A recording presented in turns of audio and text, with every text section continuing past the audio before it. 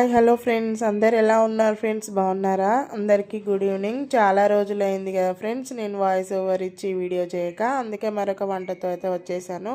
Chicken liver curry అయితే ఎలా చేసుకోవాలో చూద్దాం ఫ్రెండ్స్. ముందుగా అలా ఒక హాఫ్ కేజీ చికెన్ లివర్ అయితే తీసుకొచ్చిండు మా ఆయన. దానిని మంచిగా నీట్గా క్లీన్ చేసుకొని ఒక 2-3 సార్లు కడుక్కొని చిన్న చిన్న ముక్కలుగా కట్ చేసుకొని పసుపు వేసుకొని ఉడకబెట్టుకొని పక్కకు పెట్టుకోవాలి. తర్వాత ఒక కడాయి పెట్టుకొని అందులో ఆయిల్ వేసుకొని ఆయిల్ వేడెక్కిన తర్వాత 2 పచ్చిమిర్చి, ఒక 2-3 ఆనియన్స్, కొంచెం సాల్ట్,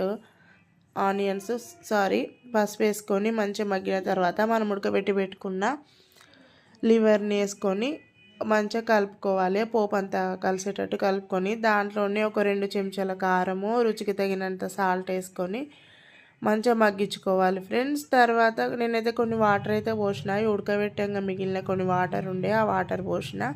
లాస్ట్కు కొంచెం ధనియాల పొడి, గరం మసాలా, కొత్తిమీర వేసుకొని ఒక 2 నిమిషాలు కలుపుకుంటే చికెన్ లివర్ ఫ్రై రెడీ.